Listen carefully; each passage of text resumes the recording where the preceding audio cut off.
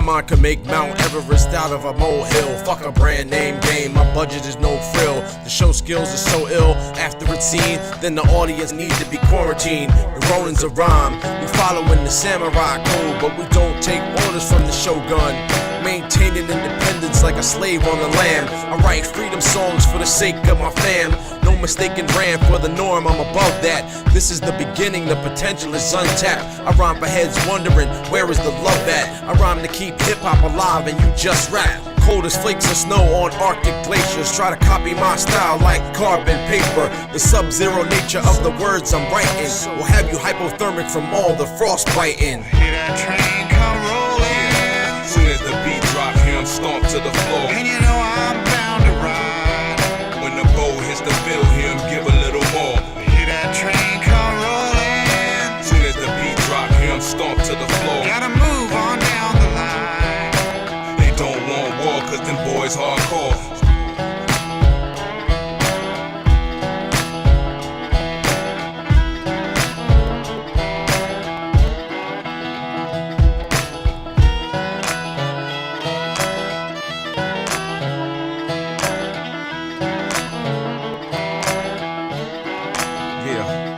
Still on the bubble out the woods with the shiners. Open up your tap and pour some stout over your cider. I got a heap and helping up some beef for you.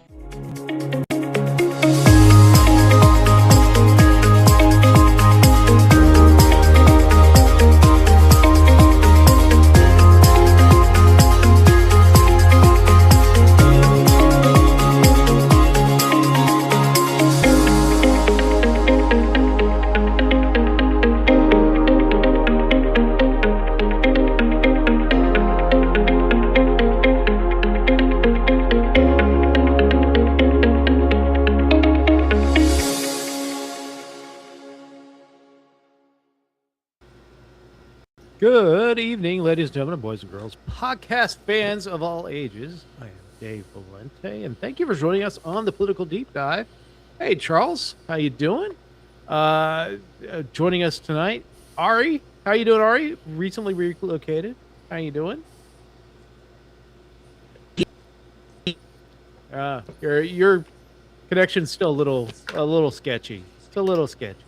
We can hear you. It's like the green stuff that you can get from the store now. Any salad or jalapenos or anything else, it's a little sketchy. Yeah, but your audio is good, and the number one thing is good audio. I have a friend who has won an Emmy for audio engineering. Hey, Janice. And I got an award in Louisiana for my audio in a short 48-hour film festival. You're good. Nice. And your connection right now is really good, Ari. There we go. Much better. But the thing that he said was, if you have a broadcast and the picture cuts in and out and the audio is still good, people will stick with the broadcast. But if you have a picture where the picture is okay and the audio is, people leave. Yeah. Yes. The audio actually is the important part of the broadcast. Yeah, if you have any whining stuff in the background, it always people were like, I can't listen to this for too long. So, we're good. Well, speaking of audio, Dave, I have a proposition. Oh, don't you proposition me, sir. I'm married. For $75, I would like you... No, I'm just kidding. Hey, $75 is $75, sir. $75, I would like you to shave your back. I think that I don't have much hair on my back. I think that I'm probably hairier than he is. Have one of our guests pick the lead-in song for next week. Sure, yeah, you guys... All right, or anybody in the audience wants to pick a good lead-in song for the... Yeah, well, I think we should restrict it to at least this time, the faithful. I can see we've got about 50-odd users whose names I don't recognize. Let's stick with, if you've been on the show more than 5 times. How you doing? Yeah. I mean, Charles. Charles is my friend, so... Well, no, Charles has been on the show. Charles is a long-time listener. Charles, Janice, Craig, Rowdy, Samson, you guys, you're all good. Even and though I'm- you guys normally don't comment. I- But I- go ahead. I know I'm kind of springing this on him, but starting Wednesday nights, we're going to be doing a new show. Well, at least myself and Mac Halterman, who is on the state senate committee for the Democrats, and a good friend of mine who's been on the show with his partner, who was running for state house last year. So, but we're going to be doing a Mountain State deep dive, and I just wanted to show you what the intro is like when you tune Let's in see it. on Wednesday Let's night. see it.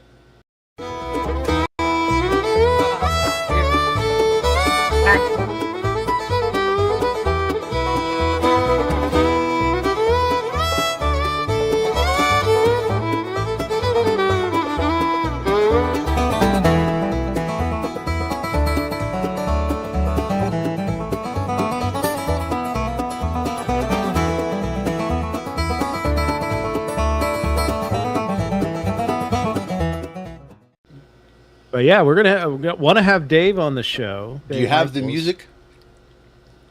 Yes. The because I think I would like to. You should have a lyrics contest. Actually, I used somebody on Fiverr, and I'm sure this was done through AI. But Of course. So I took our theme song for our show. I bought the license for like 6 years ago. And I sent it to them and I said, make a bluegrass version of it. And I'm sure they used AI to do it, but that's the bluegrass version of this song. So of our It's not bad. intro song. So I was like, dang, that's actually pretty catchy. It's good. I think though that one definitely is made for lyrics. Like I could hear words in the back of my head. So I mean, not just the voices, but actual lyrics for the song. Yeah. So, but anyway, Trooper Laser. Nice. Okay, that's a good choice. I like that one. Have you ever heard the Geddy Lee version of "O Canada"? I have not heard the Geddy Lee version. Really good.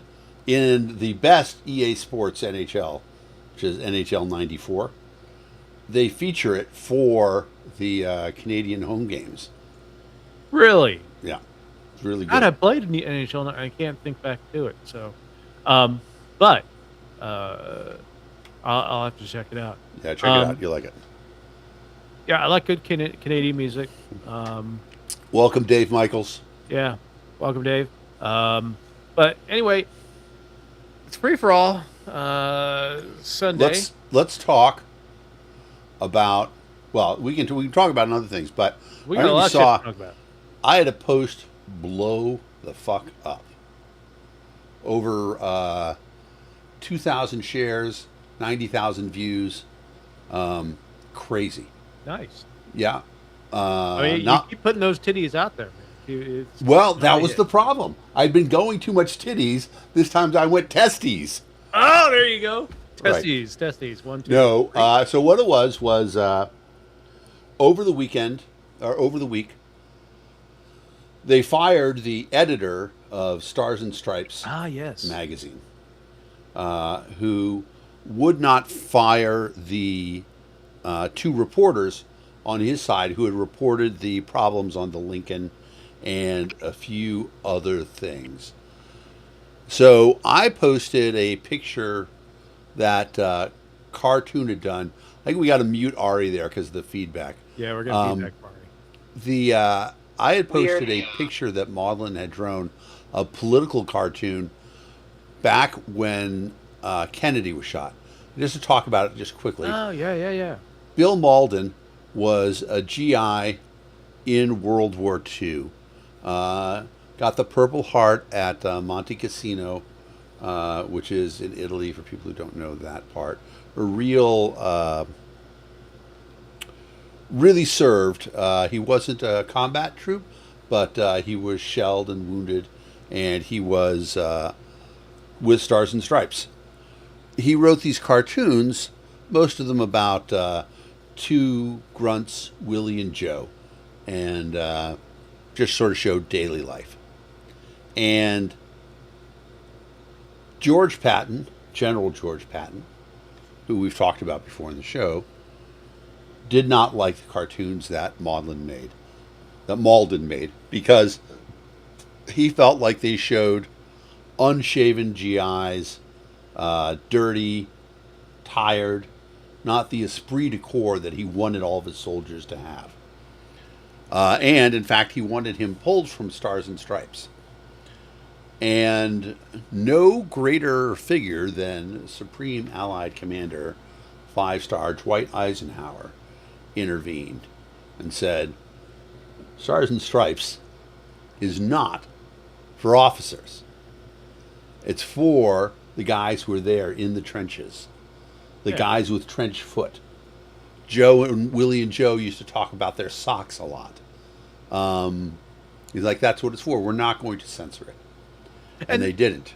And the powerful thing with that is that it showed that there was an awareness. Like, I think when you're fighting in the trenches, as it were, that you don't think that the higher ups know that, but that actually speaks to them, and they see it as well. So they know that there's an issue with the socks suck or the shoes suck or whatever, something happens. Yep. It does speak truth to power. Exactly. And the fact that the soldiers feel and when I say soldiers, I mean across the board, people in the armed services here. I'm speaking generally because obviously Navy, Marine, Coast Guard, Air Force, knowing that there's a voice for them and knowing that they have a journalism factor that keeps the Army accountable, that keeps the brass accountable, is a powerful thing. And it has been a powerful thing for years. And I know that Stars and Stripes has broken several controversial Yeah, absolutely. Tailhook. stories. Yeah, the tailhook scandal. Yeah, Yep. absolutely. Tailhook and the Lincoln. Okay, they broke some of these stories that are coming out of the Lincoln with the bad quality of life, running out of supplies, things like that. And it's good because, it's good for a million reasons. But number one, it's good because our troops don't lose their rights just because they join the Army. Now, operational security, things like that, there's of course loose lips sink ships, all that stuff. In fact, Sure. in writing this article, I did a deep dive on sort of the messaging, political messaging, military messaging of the era. And there are a lot of posters where, they show some pretty gruesome outcomes. Somebody talked. Somebody leaked. And to be fair, there was a fair bit of that. The Germans had pretty good spies in the shipyards on the East Coast, and they knew when big supply convoys were heading out, and the U-boats were there to intercept them. So there's something to that, but Stars and Stripes has always stood for, first of all, it represents an iconic image, right? The Stars and Stripes. We have a song called Stars and Stripes Forever. The Stars and Stripes for something. But then the idea that they would fire the editor over an editorial decision. That's just crazy. You want to talk about how you would lower morale, lower esprit de corps. And, here's the interesting thing about it is that, I get how the current brass, Keg's Breath, etc., could think, oh, well, we're better generals than Ike. What war did he win? As opposed to their amazing success in Iran. Yeah. But in that same space, you're also talking about the fact that these are soldiers who are a volunteer army. They're supposed to be the people who said, I'm willing to go. I want to do my bit. And here they are being told, sorry, if somebody wants to tell the truth about what's happening, we're going to censor that. And that's not a bad thing. Charles is asking a good question. Yep. Watching a video on the Lincoln issue earlier. What's going on with shipping?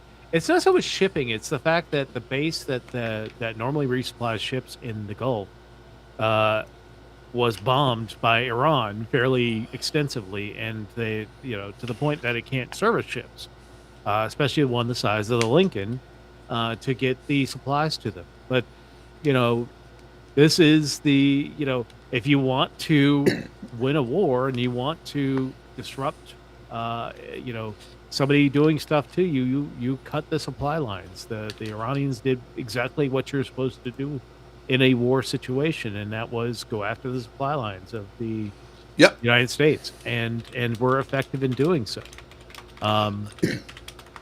The interesting thing too is that the woman in charge of the Pacific Fleet right now, her name is Abigail, Rear Admiral. It's going to come to me in just a second. Actually, ChatGPT is going to tell me in 5 seconds.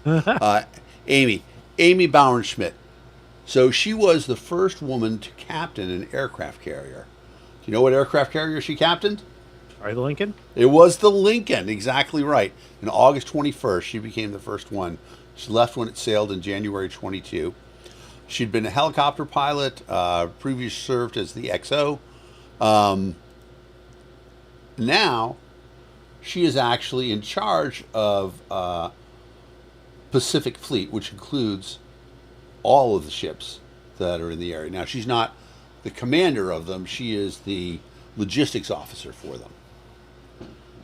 She was just passed up for promotion. She actually was recommended for promotion, yes, along with a bunch of other female officers. And Pete Hegseth blocked all the female officers' promotions. Yeah. From 1-star to 2-star, from 2-star to 3-star. Only because men. he is a piece of shit. It's incomprehensible, because you would think that when you took that job, and this is probably the great revelation of my life, and it's weird that it's coming to me, that I didn't really get it into my 50s. Not everybody feels like they should do the best job they can all the time. And I was shocked to encounter that. In my family life, in my personal life, even when I worked as a dishwasher at the Fishmonger Cafe in Washington, Woods Hole, Massachusetts, I wanted to be the best dishwasher that I could. And, look, dishwashing is dishwashing. Different jobs are different jobs. It's not like you're required to show up as a dishwasher with, a suit and tie or whatever. But you got to get the dishes clean. There are people depending on you doing that thing. And the biggest tip I ever got in my life was they just had the Falmouth Road Race, one of the most famous road races around. It's Falmouth? Falmouth, Falmouth. It's on the southern end of the armpit of Cape Cod. And it's a great race too, because it's not a traditional distance. It's not a 5K. It's not a 10K. It's 7.1 miles, because when the race was started, it was from the best bar in Woods Hole to the best bar in Falmouth. That sounds like a good reason, right? So the biggest tip I ever got as a dishwasher or waiter or anything else was the road race weekend. I essentially worked 36 hours in 2 days. We had a small little break, kept the kitchen humming. And the people who make the most money in a restaurant are always front of house, the waiters and the waitresses. And at the end of the Saturday and Sunday, they came back and they tipped everybody. They tipped the cooks, they tipped the dishwashers, they took the prep cooks, and it was I got $100 tip from the waiters, because they'd made so much money. Nice. because we never ran out of dishes. And so everybody's got a thing where they can do it. If you were put in a position of Secretary of Defense, wouldn't you want to at least not fuck it up? Wouldn't you want to make sure that the competent people that the Americans have always promoted and put to the line are in charge? But no. No, I think this goes back to the premise of last week's show where we talked about this is a con job, this is a sabotage job that's being hoisted on the American people, and that we've put incompetent, barely we've put people, sentient jars of mayonnaise into positions of power, and we put people into positions of power who, for years, their primary purpose has been promote myself, make myself look good at work, don't get the job done, learn how to blame other people when things go wrong.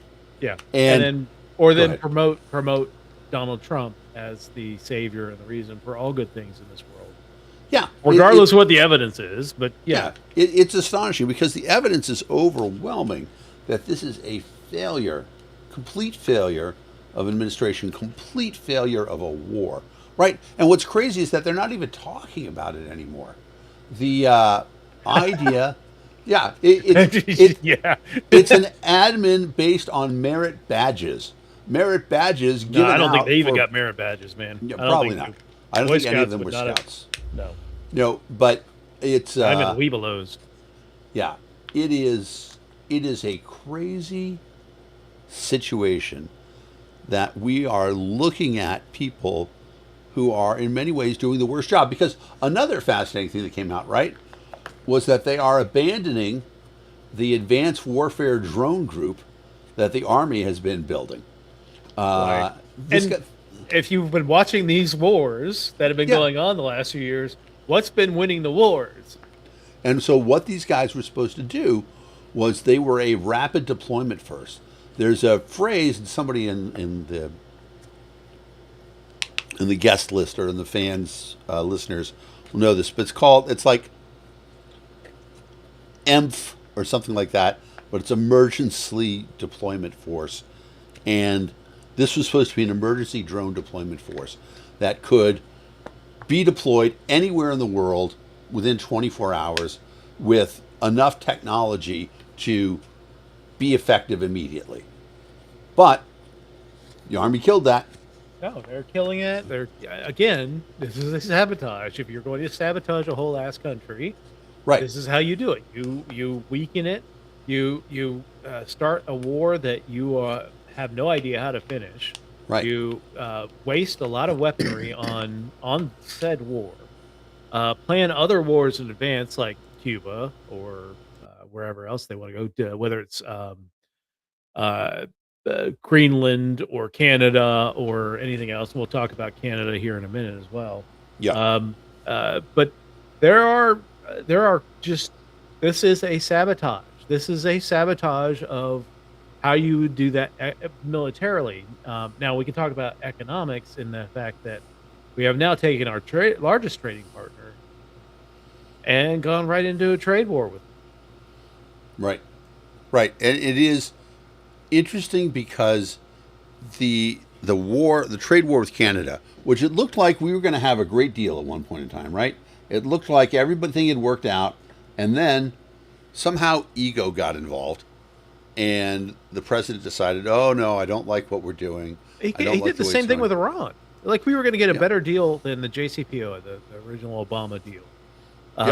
The day before they launched the attack, they had it in principle ready for Iran to commit to it, and then he just sucker punch.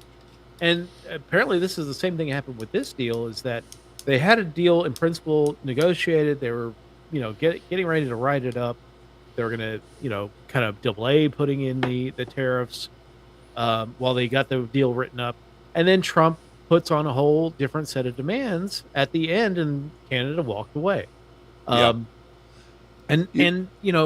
this is our largest trading partner. Again, I'm going to reiterate. Not just our largest trading partner, the largest amount of trade between any two nations in the world is the U.S. and Canada. Yeah. and it's not like we don't get anything from Canada. They're slapping tariffs on products that we get. Tongue depressors. Like, I didn't realize that we got a bunch of tongue depressors from Canada, but apparently we do. Maple syrup, all the Canadian stuff that we've come to know and love. We're going to have another 50% now. Again, tariffs that Canada puts on are paid by the Steel, Canadian. hemp. So Yeah. much of the American industrial hemp market comes from Canada because the U.S. has stupid laws that forbids it from being grown here. Yes. It's astonishing. And to put it in context, we are looking at a scenario in which the only people that are getting hurt by those tariffs are Canadians and Americans. Okay? Right? I mean, arguably, the 1-2 of the people we should be in favor of doing the best for. But no, instead, Yeah. we've got this thing. And, here's the other thing about it that I was talking about this the other day. Right? The idea behind the tariffs is not supposed to be punitive, right? It's supposed to be to generate income. But if you're not generating income because the tariffs are too high, why are you doing that? And then just the other day, Trump realizes that tariffs are fucking his life up, Yep. and he has released 250 billion of foreign beef. Not really sure what the fuck this is. Right. But going to be coming into the United States and flooding the market, and essentially And- bankrupting a bunch of beef farmers in the United States because And the market's thing is, slugging. right, that part is completely stupid too. Because Yeah. you could just as easily, I mean, this part is insane, right? And, the one good thing the government has done this year, I think, I'll take nominations if people want to say something else. They suspended the Jones Act for oil so that in order to deal with oil problems, U.S. ships could ship oil back and forth between various American ports or Let's get rid foreign of the countries. Jones Act's forever. Yeah, they should get rid of it forever because it worked. So here's the thing: there's a fix like this for beef as well. Allow beef producers to sell directly to the public. That is illegal in the United States, and I just want you to think about that. That here we are, the country of steaks and hamburgers and meat, and yet your average cattle rancher cannot sell you a steak. Why? And to be fair, that's not a Trump problem. The problem is the existing consolidation of abattoir and beef meat packers has been going on for a long time. People can look into it. But it's something that Trump could absolutely fix with an executive order right now. You just say, you know what? Anybody who wants to can sell beef. You ought to be able to buy frozen steaks on the internet. Yeah, it's crazy. I want to talk about, Ken, thank you for both of these comments. The idea that Russia is helping out Iran, I don't doubt that that's true. I mean, I think Russia. We've talked about this on the show before. I think Russia was the operational intelligence behind October 7th in Israel. Well, I I think both sides, because they also, I think Putin is telling Trump, the Iranians have a nuclear weapon. They told me, and I wasn't supposed to tell you, but the Iranians have a nuclear weapon. Again, Russia is not. They don't care about Donald Trump. Putin doesn't care about Donald Trump. He wants to weaken the United States. He wants to weaken the institutional stuff that makes America what it is. Yep. And he's done it. Smash up job. Like if you look at everything that's going on, absolute, just a smash up job. Yeah, it could be wild horses that the meat is coming from. We're not sure yet. I said North Korean beef because I wouldn't be surprised if it's coming from that. But yeah, I don't even know that it's going to be beef. Like I keep saying beef. I don't know Yeah. what we're going to be getting from from this government, the government that is giving us the diarrhea lettuce and jalapenos that jalapeno ass. Yeah. Um, The Johnny Cash wrote a song about it, the Ring of Fire. the Ring of Fire, yeah, Yep. yeah. And more than just a normal jalapeno Ring of Fire, it is Yeah. salmonella. So yeah, you're not having a good time. Yeah. So just interestingly enough, Janice, that is, as far as I can tell, that is not true. Well, What do you congrats to JD Vance, man. I'm telling you, way to go, way to go. JD Vance did have a baby, He did have a baby this year. but and they say that Erica Kirk's regret was what convinced them to try to have a fourth. But I thought Usha was pregnant before all of Charlie, I don't know how long ago did he die. maybe. Yeah, I mean, I don't It's know. been a year now, so Yeah. this week is the anniversary or some shit like that. Right, and the baby wasn't born that long ago. Yeah, that's true. but- Yeah, maybe it was. Yeah, the interesting thing is that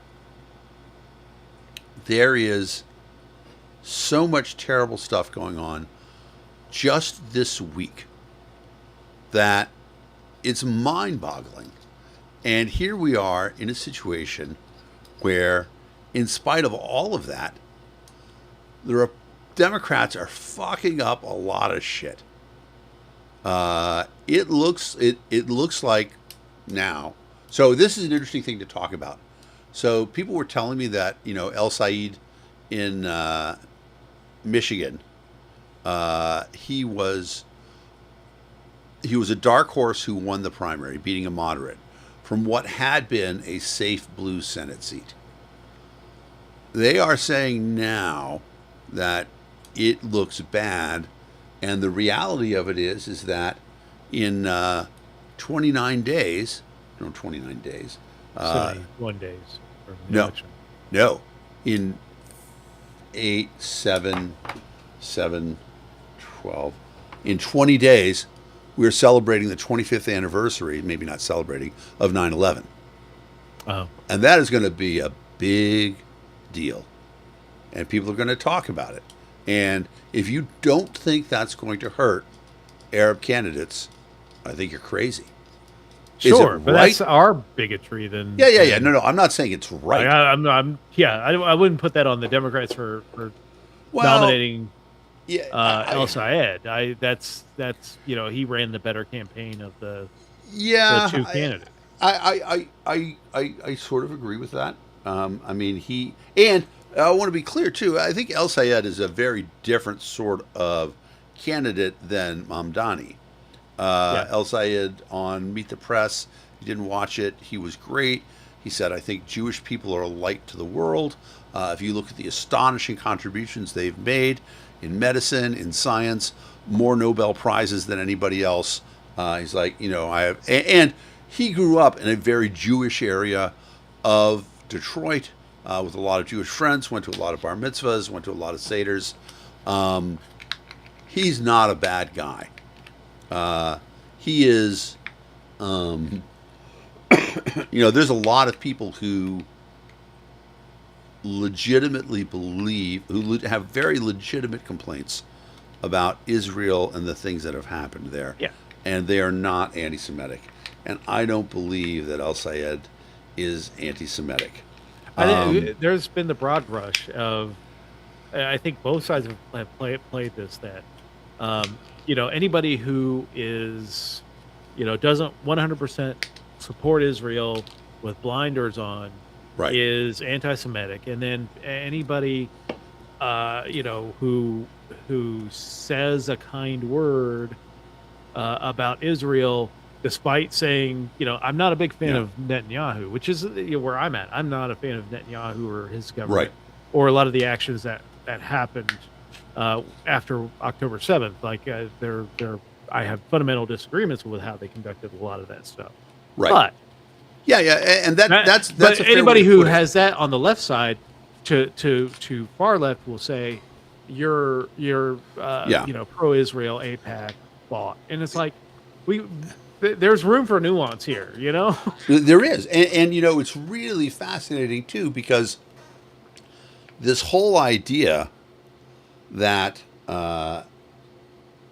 you know, people can absolutely complain about APAC, but recognize that APAC is not Israel. APAC is American citizens.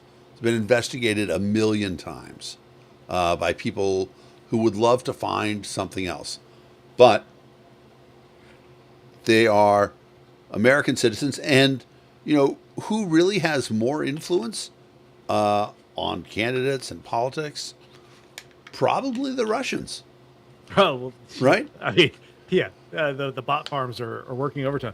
I've seen the stories where Mike Rogers, the candidate against Dr. El Sayed in Michigan, has actually requested that APAC not, keep its powder dry in his race because he's afraid of the linkages there, Which is which legitimate. makes- And he doesn't need that.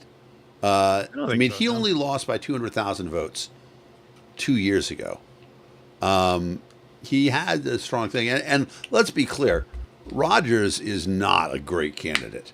He's at not. least- I don't think either way Yeah. he's going to win that race. I don't know. I do expect things to get very ugly. Oh, in terms of God. September what- 11th is going to be a Yeah, brutal it- time for everybody. Exactly. Well, and I think that they're going to talk about it, and they're going to go back to people and what they said. And, unfortunately, I think for a lot of people, Mamdani has a lot of very specific statements around that, and his wife has specific statements around that I would expect to see. This is what democratic socialists believe. And I don't really think it's wrong either. And El Sayed does not claim to be a democratic socialist. No, that's I think we should have a show on what the difference between the progressive wing and the democratic socialist wing is, Right. because there are two definitely distinctive wings, and I've made the mistake of calling that side the democratic socialists. It really is the progressive wing of the party. Yeah, I more- mean, there are people like Francesca Hong who really are democratic socialists. Sure, yeah, and she lost. And I think it's fair to say that Bernie Sanders is as well. Yeah, I mean, he he dances between the two. Yeah. he is not elected as a Democrat, though. He doesn't run. No, as a he's Democrat. not. He always runs as. I don't think they've got the official. No, ballot he line runs as an in- independent. Yeah, he's But an he independent caucuses with the caucus. Democrats. Yeah, and there is a Stiff caucus. exactly. There's a big question coming up about. I mean, I don't even want to think about it because I think it would be so demoralizing. But what would we do if Democrats don't win? Right? If they don't take the House, if they don't take the Senate. It mean- would have to be. I mean, at this point, we The- were talking about the beef thing. I'm Yeah. hearing from friends that are, Yeah, across the cattle country in ranchers. rock ass red Yeah. states like Idaho Yeah. and Texas that this is going over like a lead balloon, and these people are now motivated to vote against Donald Trump and the Republicans because of this. I got a feeling that if things continue on this path, it'll make the 74 elections Right. look like a walk in the park to Republicans. That they're going to take a hiding that, just for the fact, especially with the Senate, that most of the seats are being defended are Democratic seats that, or say I think even some of the safe Republican seats now have gone into play because of how bad Yeah. shit's going. Well, How bad shit is going right now. for sure, Tallarico is going to get 2 points out of this at least, which Oh. puts him in the lead. I think every 25 cents that gets added to the gallon of gas, and our gas is now up to $4 here in West Virginia. Every 25 cents that gets added to the gallon of gas is another point in the Democrats' direction. Yeah. And, it's interesting to see Texans, you know, what is money, what is speech, etc.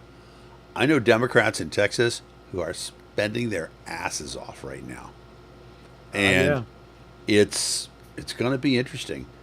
South Carolina, it's interesting. I mean, so I think if first you get Darling Graham actually past the runoff primary. Well, so that's the thing about it is I actually think that if Darlene Graham loses the primary, South Carolina's got a better chance to hold the seat. Yeah. Because that part is just, you know, Norman lost the original. Well, he lost the governor's race. Right. Didn't quite take it as hard as Nancy Mace, but you know he decided to pour his efforts into the Senate runoff, and probably not as controversial a figure, but the Democrats nominated a pretty good candidate. I can't remember what her name is. She's a doctor, but she's Andrews, I think, maybe her last name. But you know, if it's her against Graham, I really give her a puncher's chance of taking that seat as well. Because if you watch the debate she is between a doctor. Darlene Graham and Norman the other night, where she was kind of out to lunch when it came to anything foreign policy, which is ironic given what her brother ran on. And you think so, Charles? You think that if Darlene Graham loses and Norman wins it, that the seat will go down? So, I mean, I think that right. Annie Andrews, and I just do want to give a shout out to Casey Whitener, the Libertarian candidate in South Carolina. She is an exceptionally good candidate. She's not going to get any love because when things tighten up, they get even closer.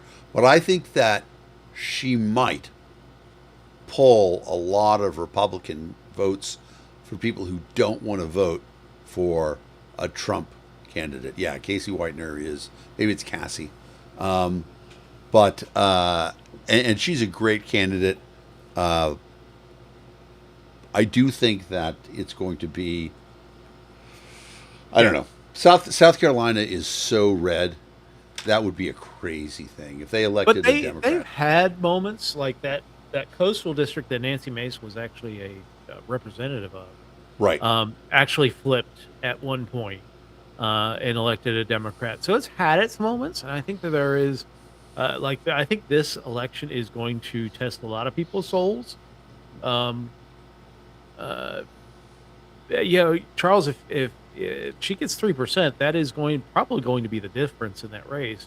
And I agree with Dan that Republicans are going to be disaffected by whoever wins this nomination. But I think Norman people will go to the Libertarian rather than crossing over to vote. Charles, I actually agree. Well, most of the states are not red or blue.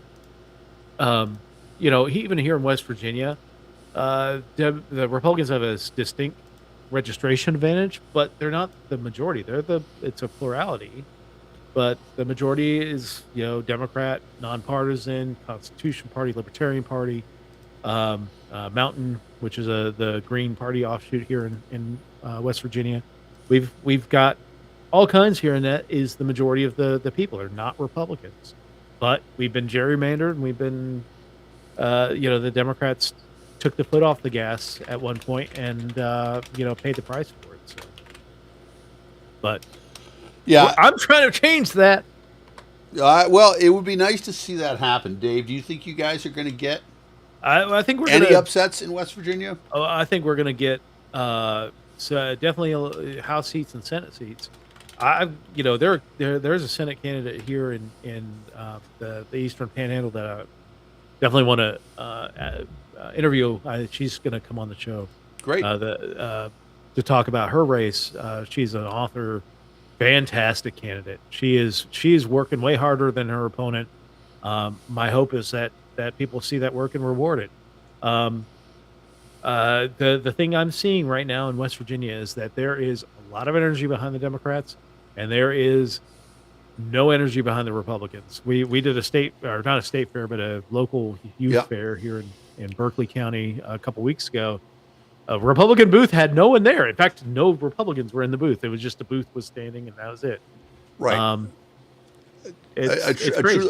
A true libertarian is somebody you see on the screen in front of you, and that's it right now. Um, You achieve true libertarian enlightenment when somebody who's not a libertarian tells you you're not a true libertarian. That's how Yeah. you achieve true libertarian enlightenment. yeah, let me ask you this, Dave. There are supposedly photos of you and West Virginia's most famous Democrat, Joe Manchin, embracing. Would you care to comment? Sure. That's photoshopped. I've never actually met Joe Manchin. But I am actually working on a Senate campaign for Rachel Fetty Anderson, who's the Democratic nominee for the Senate. So Is Joe helping out at all? now Joe's we don't know what Joe's doing. Joe's trying to do kind of this third party that is it forward? Is it we don't know. Yeah. We've talked about the third party and how hard it is to start one. I had heard that he was one of the things that he was talking about was that he was going to get away from specific gender language, and specifically he wanted to be called Joe Person Chin now instead of Joe Manchin. So I applaud that. That's a step in the That right woke direction. 2.0 stuff that I've been hearing about. Exactly. But yeah, Joe's kind of radioactive on both sides of the aisle. Like the Republicans don't really trust him. Democrats are pissed at him. I don't think like if he ran for something, he would probably take a good chunk, but just I don't think he would win like a Democratic nomination for anything at this point. So Right. I mean, it is interesting to think that, he was the last Democrat elected to federal office in West Virginia, right? yeah, he was the last one. And now the party really doesn't want anything to do with him. It's because he didn't want anything to do with the party towards the end. In fact, he went independent for the last few months of his tenure in the Senate. So I think when you do that, whether you're a Republican or a Democrat going into independent, I'm thinking of what's his face, the guy in Pennsylvania, Specter. Arlen Specter. Did that, and a couple of people have done that as well. You just kind of burn the bridge with the party that you were with. People seem to forget even here in West Virginia, that Jim Justice, who nobody in the Democratic side likes, was actually elected as a Democrat back in 2016, and he immediately, like within a couple months, switched to the Republican Party at the behest of Donald Trump, and Yep. began his reign of error as West Virginia governor. That is a funny way to put that. Well, it's going to be crazy. We are, as you said, 71 days away from an election. Huge election in our face. Right. Coming. It's coming. Well, right, exactly. The Republicans are probably going to suffer from election dysfunction. Yeah, electoral dysfunction. Yeah, and they're going to get a lot of blue pills. I'm going to tell you that right now. That's yeah. a really funny thing. You know, The idea that I don't know, we could maybe see some things change is very hopeful. well, the thing I would see, I'm interested in, is not only the Democrats running, but there are states where Democrats have gotten out of the race in favor of independent runs.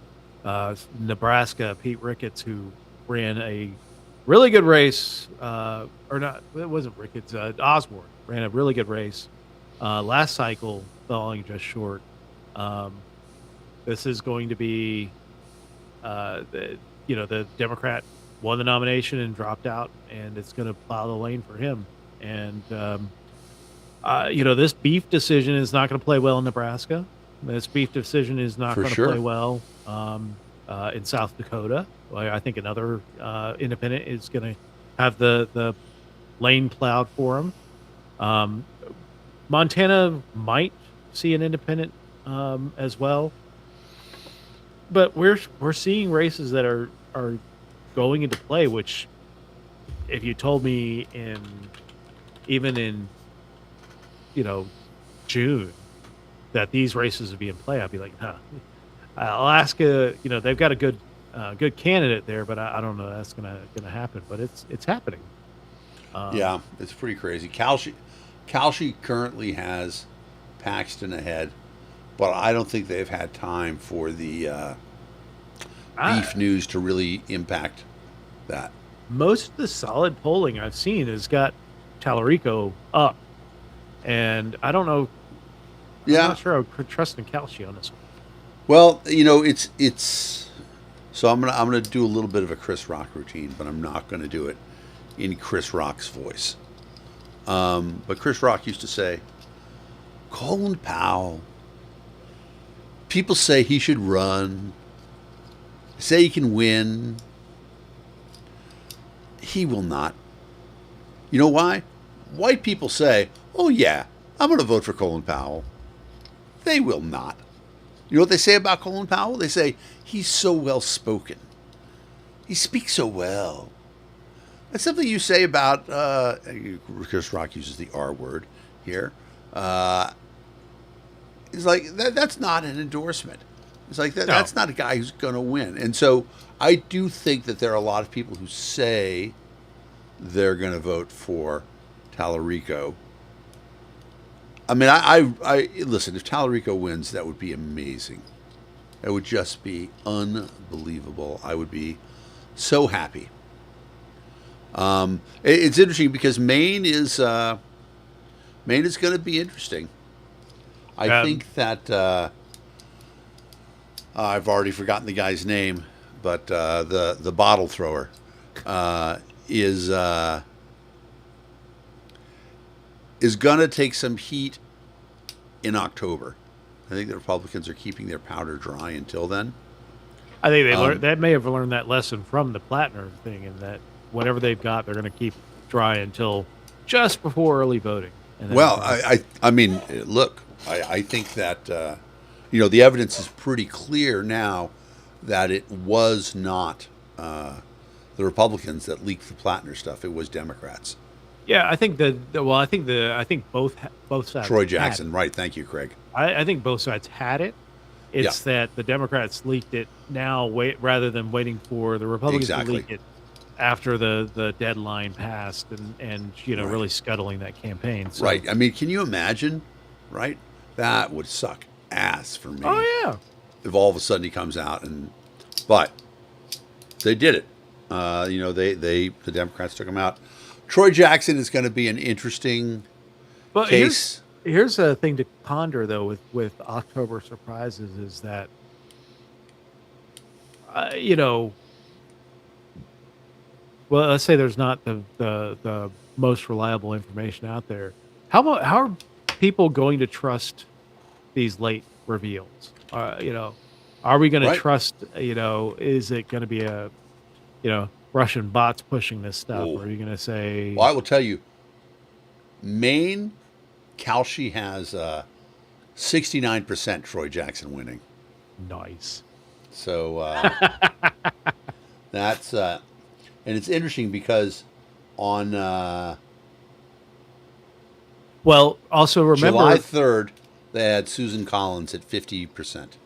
Yeah, well, remember the Canadian. This is a border state. Yep. With Canada.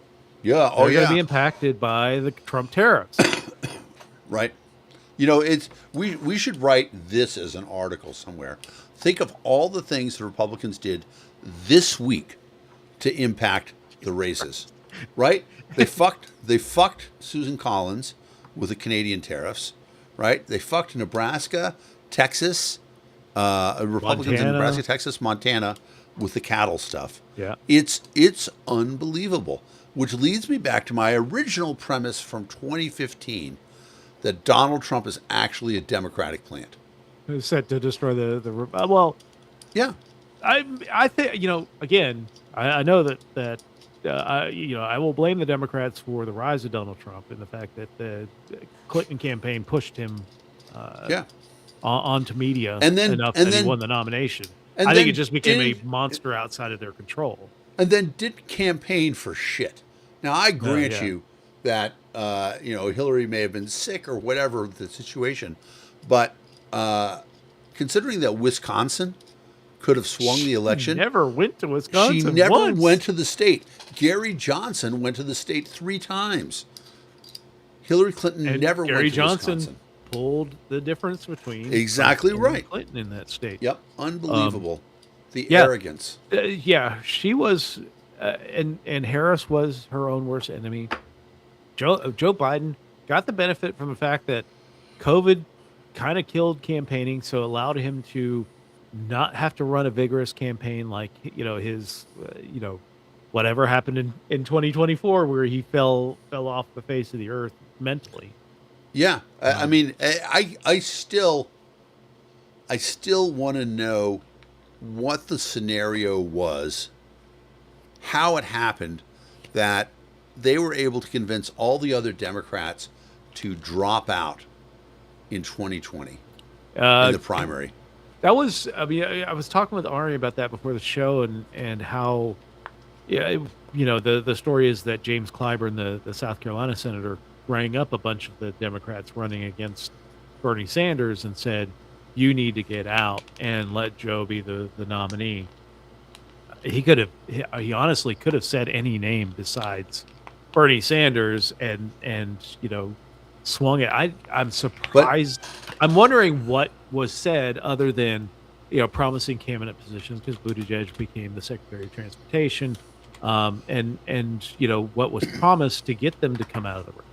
But Yeah, I mean, it was like they got to South Carolina. James Clyburn says, "All right, all you fuckers get the hell out of the race," and they did. Like, yeah. what Well, the hell, I mean, man? They got together, and what's crazy about it is that I would have thought that they could have rallied around anybody else besides Joe Biden. Rally around Yes. Elizabeth Warren, right? If that's the candidate you want, Joe Biden is the dumb version of Elizabeth Warren, right? With a dick. But I mean, yeah, Joe Biden, Elizabeth Warren is kind of in that place between Bernie and Joe. yeah, right. I mean, right. Obviously, really smart. But remember, Bernie's running too, and Yes. he ends up in second place. He doesn't drop out. Yeah. Bloomberg was in, right? Fucking rally around Bloomberg if you have to. He would have won. He's not a progressive. Bloomberg was I don't know if he was out by that point in the race, but I think there wasn't that many they had to clear out, but it was a solid number of Yeah, centrist candidates that they had to clear out. Buttigieg was one of them. right, right. Bloomberg ended up third in delegates with 49. Yeah, Buttigieg has 24. Elizabeth Warren has 61. Bernie has 1,100. Biden has 2,700.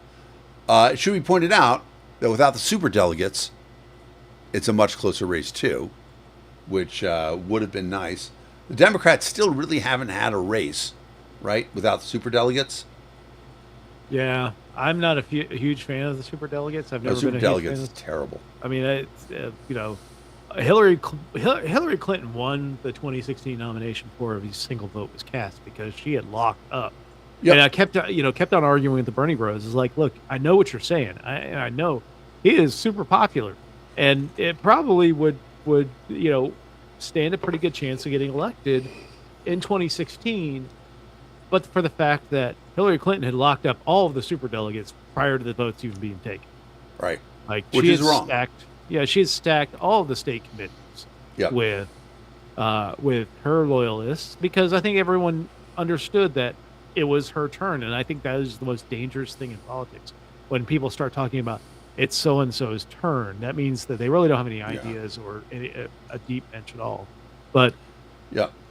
they all lined up for it, and I'm just looking at the results. Bernie Sanders won California in the primary. 225 delegates, 2 million votes. It's crazy that they decided to gang up on him. It is, and well, you can talk about moneyed interest within the Democratic Party. Yeah. You can talk about, whether you want somebody who really wasn't a registered Democrat to begin with to be your nominee. Right. Now that part is legitimate. Yeah, no, I absolutely say, okay, yeah, the Democratic nominee should be a registered Democrat. Yeah, that like, part. why is this happening? Right, they could have done that along. It's, yeah, I mean, it's hard to do because there are some states where you don't have partisan registration. I get that, but at least have some kind of model where they are a signed member of. So that actually is an interesting thing. So Massachusetts is getting ready to go jungle primary. Or maybe Jungle Fever, baby. Yep, they are going to have a top two, and what's interesting about it is that both the Republican Party and the Democratic Party in Massachusetts are completely opposed to the idea because it takes away the Democrats' ability to elect hardcore Democrats. It actually makes the Republicans much more relevant because Republicans are 10% of the voting population consistently. So that means, if there's a Republican candidate in the race, he's got no chance. But if there are two Democrats in the final, that 10% of Republicans are all going to vote for the same guy. Yeah. Or, I mean, I say guy because Republicans won't vote for women. But whatever it is, that is a strong. It's going to be very relevant. It makes Republicans more relevant than they've been in Massachusetts in a long, long time. And so it's going to be fascinating to see what stops the parties pull out. It's so rare for the Republicans and Democrats to work together, but they're working together on this. Well, we've seen instances where the state has voted in something. I know Michigan did the partisan gerrymandering, removing that from partisan auspices, and immediately the Republican legislature, when they returned, tried to overturn that. West Virginia Virginia tried to do the same thing with this latest redistricting because that was a nonpartisan redistricting body that did that as well. Just go ahead, keep going. I'm just saying that my guess is that even if it passes, there are going to be some severe challenges to it in the Massachusetts legislature once that is done. Maybe. It's an interesting question whether or not that is something that is in their purview, but maybe. Yeah. But there's another interesting find a way. There's another interesting Massachusetts question that's coming up, which is that. So this is funny. Should Manhattan clown chowder be banned from? Oh yeah, no, it's a disaster. It's a disaster. So somebody called me up. People who know me know I ran for auditor in Massachusetts in 2018, and there's a war going on in Massachusetts between the auditor and the Speaker of the House. Speaker of the House is the most powerful elected official in Massachusetts. The governor really can't do anything. It's got some pardon power, stuff like that. But because Democrats control 90% of the House, Republicans don't even have, if a Republican governor is elected, they don't have enough votes to sustain a veto. So the auditor wants to audit the state house, which I'm going to give her credit and say that she didn't take the idea from me, but I did campaign on that in 2018. So she said she was going to do it. She got elected. She tried to do it. The state house said, no, we don't want to be audited. Then she helped get a ballot initiative on the ballot saying the auditor should be able to audit the state house. It passed with 72% of the popular vote, that's all there is on a state ballot.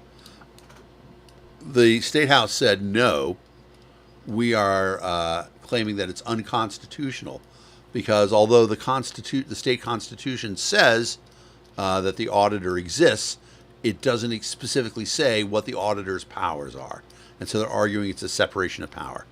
That's heading towards a showdown in the Massachusetts Supreme Court. I don't know what's going to happen, but the Republicans chose to not run a candidate against the auditor, to say we're 100% behind this effort.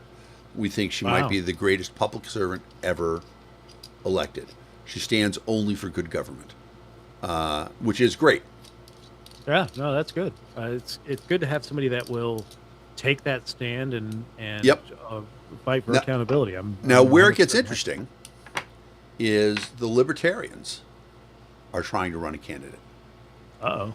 It's unclear whether or not they've made it. However, the LNC voted to send roughly $50,000 there to help the candidate get their signature. Do they have 50,000? Do they have 50 cents to say? They had 50,000. They spent, over How much is that in Angela Picardo's pockets? Well, in this case, they didn't do it because they did it last month. Oh, okay. And last month, the LNC spent $500,000, which wasn't all the money they had, but it was a lot of money. However, it's very interesting because a friend of mine called me who works for the current auditor. The current auditor does not believe that the Libertarians are actually doing this. She thinks that it's the State House and that they're actually funding the Libertarian candidate to win. And so she intends to first challenge the Libertarian signatures, which is going to be interesting. And the Libertarian hasn't turned in their signatures yet. They have till Tuesday. I sent them a little note saying don't wait till Tuesday because there's also an ethics report that you have to file and an OCPF report that you have to file. But the other thing is that it's unclear whether or not the Libertarian National Committee can actually give money for signature gathering. And I'll say this because in Is that a state law or something? Yes. So the state law is that in order to give money, you have to register as a lobbyist to a campaign or a candidate. Wasn't there a Supreme Court decision about coordination between national parties and local parties that loosened some of those rules? I want to say it came down in June. So maybe I don't know. Might impact. It might impact it. I do know that in 2022,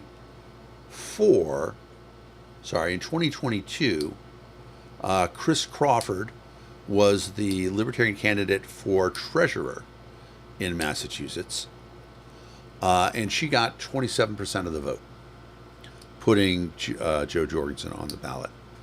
The bad Mises party sued because in Massachusetts you can run as a slate, so you put everybody's name on the petition if you're a third party, and you gather the signatures.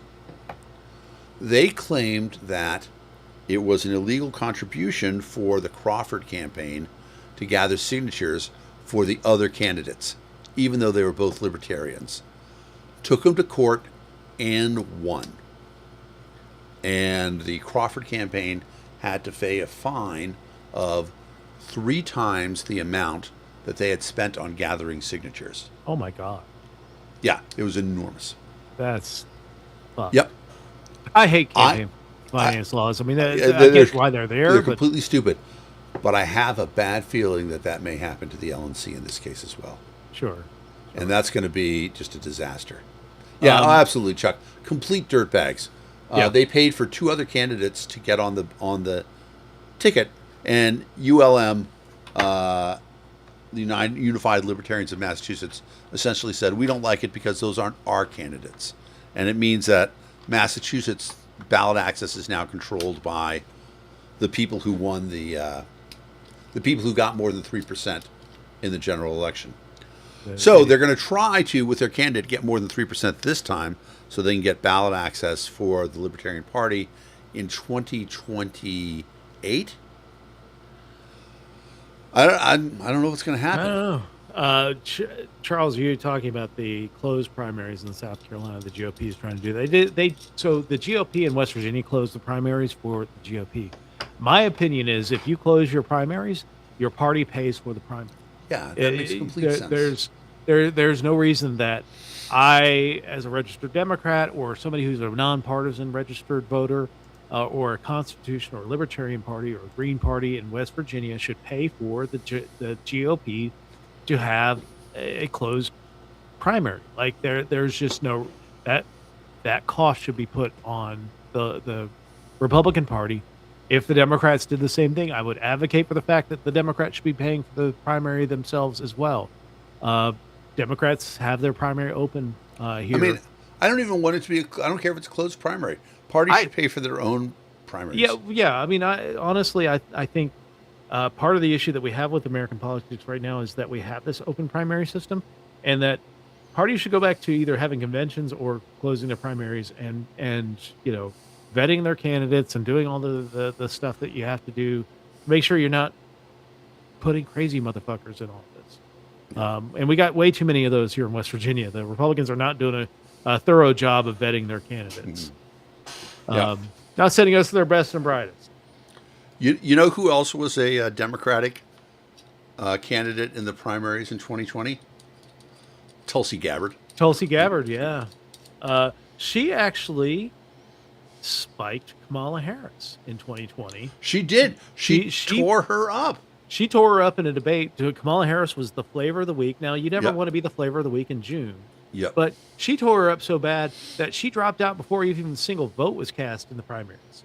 That's how bad Tulsi Gabbard took out Kamala Harris. And then Joe Biden makes her a vice presidential pick, and the rest is history. But she had her moment, and then Tulsi Gabbard came in and smoked her in that debate. And I don't think either one of them made it to the primaries, but so many billionaires in that race too. I'd forgotten about it, but Tom Steyer, Michael Yang, Andrew Yang, Michael Bloomberg, and there's one other guy. Hang on. Oh, I'm not going to remember who it is now. But was it the guy that did the green energy stuff? Or is that Steyer? Steyer is a hedge fund manager. Yeah, there was a guy that wanted to advocate for like green energy, and that might have been him. Yeah. But it is I don't know. It's going to be interesting. Somebody has already reached out to me as a county chair about 2028, and I'm like, no, not gonna think about 2028. You're gonna run for president? Jesus Christ, no. If I ever ran for president, well, I got a good campaign. Probably won't be a good time for me. I think a good campaign slogan would be V for Valente. Right? Yeah, there you go.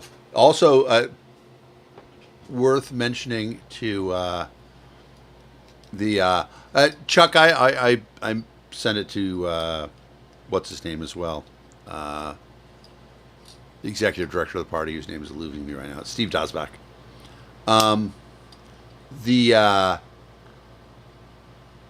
Also Eric Swalwell ran for president as a Democrat in 2020. That's right. And there was the guy, the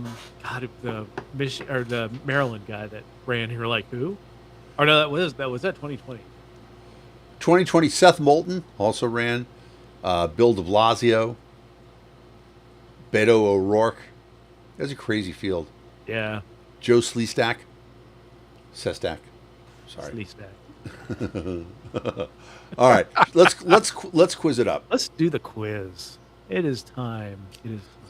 So and I don't know if anybody put in a recommendation for a song, but you guys should still think about that. We got End of the World as We Know It. Okay. And Trooper. I like So Trooper. The Trooper is a good one. I like Yeah. that one. So Yeah, let's put that hold in. on, let me get rid of the chat. I don't want any of your stinking chat comments on here. Yeah. I see Meghan Markle. I see Trees. the hurricane in Hawaii. You know, they don't call it Hawaii in Hawaii. It's our favorite drag Ron queen, DeSantis. Ron DeSantis. Rhonda Santos. Yes. Man, I wish that rumor had bigger legs, I do too. just like I do about Rhonda. All right. 5 Things News Quiz from August 21st, 2026. So everything that's happened this weekend, not on the quiz.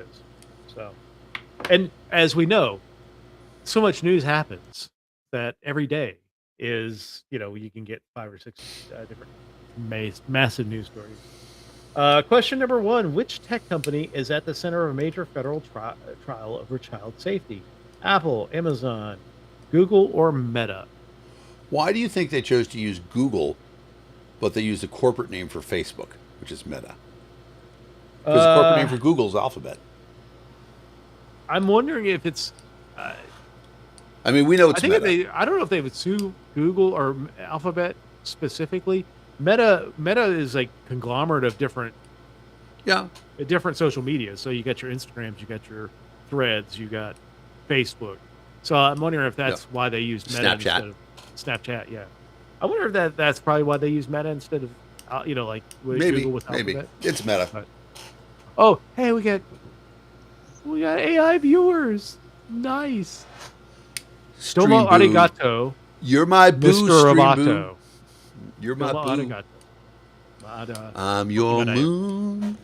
You're my All right. stars. We're Meta. gonna go Meta. Meta. Meta. I haven't seen Brandy on tonight. I'm worried about our quiz. Should text her. results today. All right, question number 2. Another high-profile trial began this week involving the killing of which musician? John Lennon, Selena Quintanilla, Marvin Gaye, or Tupac Shakur? It's Tupac. Tupac. Yeah, nearly 30 years after Tupac Shakur was gunned down in Las Vegas, the only person ever charged with his death is now on trial. Crazy. Yeah. Question number 3. What was the name of the hurricane that caused widespread damage and power outages in Hawaii? Lala, Lily, Lionel, or Luca? All right, I'm going to follow this up with name a television show with a main character named Lionel. There was a train thing, wasn't it? There's the train, but I think Lionel is also the was oldest. it a Good Time? I think it's the Jeffersons. Jefferson. You racist fuck. Right, but it's not Lionel. It's not Lionel. It It's is Lala. Lala. La la la la la. La la la la la. La la la la No, la. I hate that song. La, la, Oh my la. God, I hate that song. Ah. Yes, Sorry. that part. It was like, ah. The high F. Yeah, fuck. Yeah. Question number 4. Which fruit could soon get more expensive for U.S. shoppers? All of the above. Strawberries, bananas, oranges, or apples? If I were going to guess, I'd guess bananas because I think they're the most imported. Oh, Christ. But I don't know. Any on the Canadian side here? No, not really. No. Um, I mean, what do you think? I don't think it's going to be oranges. I don't think so either. Yeah, apples, we get plenty from here. We get plenty from of oranges from Florida and California. Although California, with the drought that's going on in the West, Yeah. might have an issue. Yeah, I would be more thinking of strawberries for that reason, but my guess is still bananas.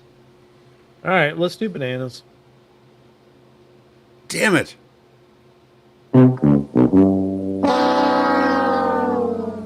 We correctly knew it wasn't oranges or apples. Yeah, strawberries. Trump administration is investigating whether Mexican growers are selling water harvested strawberries in the U.S. at unfairly low prices. God damn, fuck those low prices. Yeah. Determination that could lead to tariffs on those imports and ultimately higher costs for shoppers. Who gets hurt by Yay. unfairly low prices? It's ridiculous. Listen, all of y'all, it's a sabotage. Question number 5. Which U.S. ally did Can't President... stand it. I know you planned it. Opposite the track. What? Sorry. All right. Which U.S. ally did President Donald Trump recently threaten to attack? Oman, Qatar, Saudi Arabia, or Israel? I think we should say most recently because Most recently. Just like I think all of the above. right. But it was Oman. Either on the Oh threatened to bomb the man, shit what a out. mistake that would be. Yeah. It's like, what are we And doing? it's What are funny we- because the big port that the carriers should be going to is in Oman. Muscat. Yeah, well, Yeah. no, there's the Musandam, they're the area that Right is around the Horn. separated from the rest of Oman. But Yeah. yeah, it's crazy. All right, question number 6: Which state held an election this week that chose candidates to replace term limited governor Ron DeSantis? Georgia, Alabama, Florida, or Louisiana? Now here's the thing. This is a trick question because you're going to think it's Florida because that's where he's governor right now, but it actually was Alabama in a surprise move. He went into the transfer portal. Exactly. Right. There's no future in Florida football. Yeah, he gets an extra year of eligibility if he goes to Alabama. And his UIL money is going to be great. But it is Florida. Florida. Both And party primaries. he's ready to go. We're number one.